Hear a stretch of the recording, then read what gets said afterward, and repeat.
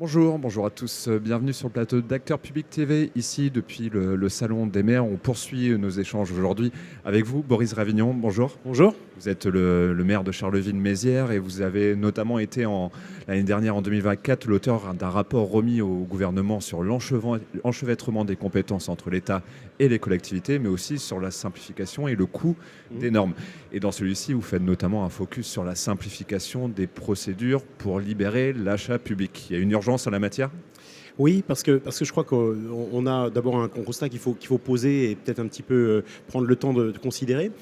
L'achat public, les règles d'achat public, on n'a jamais contesté leur bien fondé parce qu'elles doivent nous permettre, nous acheteurs publics locaux, mais aussi c'est aussi le cas pour l'État ou pour les hôpitaux, de faire deux choses. D'abord, d'acheter de manière sécurisée. Et donc, être exempt de soupçons de favoritisme, avoir une transparence sur les procédures, ça c'est des choses que nous devons, et c'est même essentiel à la confiance que les entreprises qui jouent le jeu et globalement le système institutionnel doit avoir à l'égard des procédures d'achat public. Et l'autre objectif, c'est d'acheter quand même ce que l'on veut au meilleur coût économique. Donc c'est pas forcément le moins disant, pas forcément le moins cher, mais c'est en tout cas le meilleur rapport qualité-prix.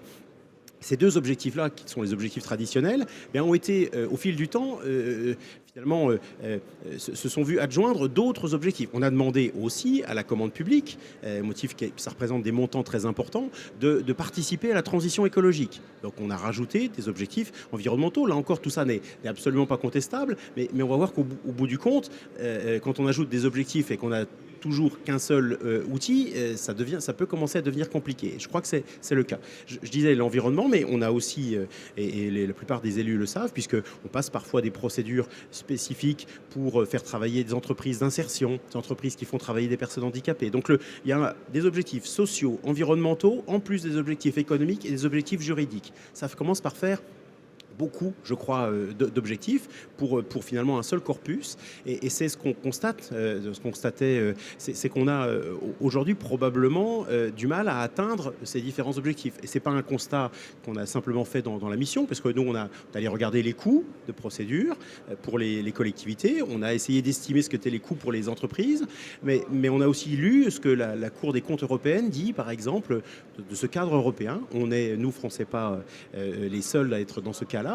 Et donc, on a aujourd'hui un constat qui est qu'on a une commande publique qui finalement continue à bien atteindre l'objectif de sécurité. On peut discuter, et ça commence à être problématique, de savoir si on achète toujours au meilleur prix, au meilleur coût, et si finalement, parce qu'on réduit l'intensité concurrentielle, qu'on a un peu, en raison des coûts, de la complexité, des entreprises qui ne participent plus à la commande publique, moins de concurrents, on a quand même le soupçon que ça puisse faire monter les prix. Et puis, sur les aspects environnementaux et sociaux, en fait, on a des collectivités qui le font, d'autres qui ne le font pas. Et il y a encore une assez grande diversité aujourd'hui sur le sujet. Donc, on doit, à mon avis, réexaminer notre corpus de règles pour se demander si elles sont toujours efficaces, elles atteignent toujours les objectifs qu'on veut, et si elles sont efficientes, c'est-à-dire si vraiment le coût qu'elles infliquent pour ceux qui participent, pour les communes, les départements, les intercommunalités, les régions, aujourd'hui est correctement mesuré. Et vous parlez de sécurisation juridique, cet objectif est atteint, mais derrière tout ça, il y a le coût des procédures. Et dans votre rapport, vous faites notamment une évaluation où on est-on à peu près. Oui, alors on a fait un échantillonnage de collectivités de différentes tailles, plutôt du bloc communal et départemental. Et on arrive effectivement à l'idée qu'un MAPA, un marché à procédure adaptée, c'est autour de 7 000 € pour une collectivité, ce qui est quand même déjà un petit coût fixe pas négligeable, qui soit dit en passant, encourage, à mon sens, à le faire le plus possible de groupements de commandes, d'acheter à plusieurs, parce que là, cette fois-ci, finalement, le coût, on le met en facteur commun, ou à passer par des plateformes qui font le travail et qui, justement, permettent une mutualisation. Et puis, l'autre coût, c'est celui des procédures formalisées au-dessus des seuils européens. Et donc là, on est sur des niveaux un peu plus élevés, autour de 11 000 €. On pense que ce coût-là, il a à peu près son pendant équivalent. Justement, il y a des évaluations qui mériteraient d'être mises à jour. Ce sont des évaluations de la Commission européenne qui commencent à être anciennes. Mais il y a aussi un coût naturellement pour les entreprises qui répondent. Et on pense que ce coût, il a plutôt eu tendance à augmenter, que la complexité perçue par les entreprises, c'est un peu comme la température réelle et puis la température perçue, mais que la complexité perçue par les entreprises aujourd'hui est assez élevée. Et donc, enfin, je crois quand on connaît des élus, on sait qu'on rencontre aussi parfois des entreprises qui nous disent: ah, la commande publique, moi, jamais. C'est pas pour moi, trop compliqué, je veux plus y aller. Et ça c'est une vraie difficulté structurelle parce que ça veut dire qu'il y a moins de concurrence et donc moins de gens qui vont répondre. Et là encore, la Cour des comptes l'observe. On a une progression entre 2014 et 2020 du nombre de marchés où il n'y a plus qu'un seul candidat.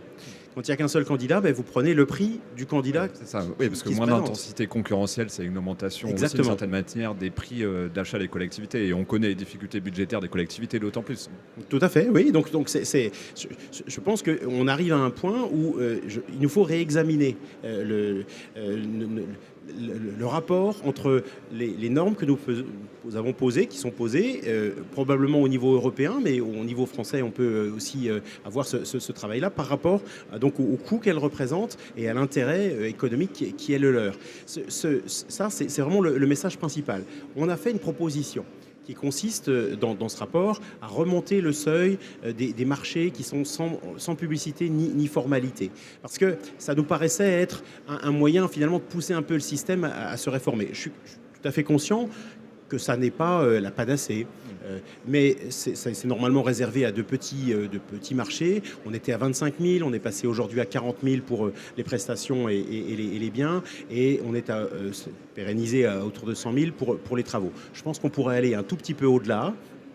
De notre point de vue, il n'y a pas de crainte particulière à avoir parce que les collectivités savent désormais que dès le premier euro, ce qu'elles achètent, ce sont des marchés publics et savent qu'il faut s'organiser. Donc elles auront des procédures internes, mais elles auront des procédures internes moins lourdes et surtout, dans cette marge de liberté qu'on leur donnerait, elles négocieront.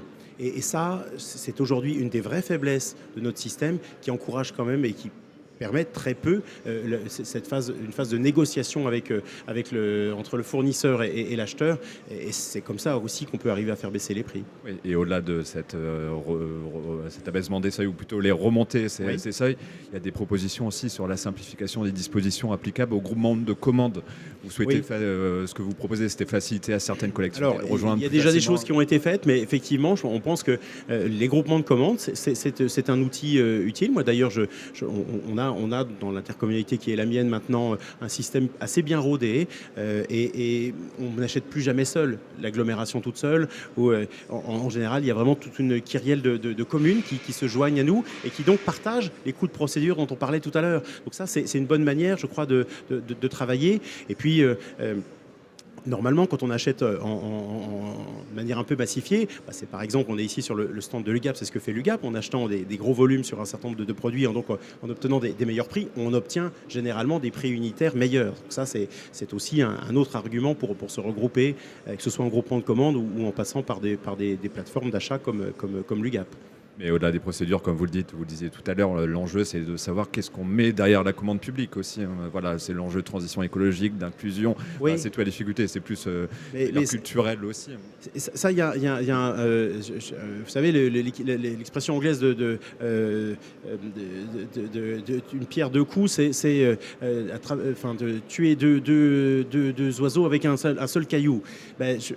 On est en fait dans la situation où on a un seul corpus de normes, la commande publique, qui veut atteindre maintenant au moins 4 objectifs.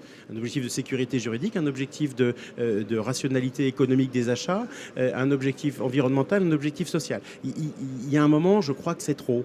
Et je pense qu'il faut qu'on réexamine. Il y a d'excellentes raisons de participer à la transition écologique, mais est-ce qu'il faut absolument qu'on impose systématiquement des clauses environnementales dans les marchés? Je ne suis pas certain que ce soit très efficace et je ne suis pas certain que ça ne fasse pas perdre de vue quand même ce que sont les objectifs premiers des règles de l'achat public.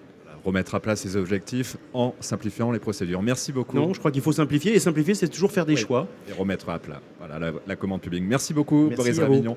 Merci à vous de nous avoir suivis sur le plateau d'Acteurs Publics TV aussi au Salon des maires. Les échanges se poursuivent tout de suite. Merci, bonne journée. Merci.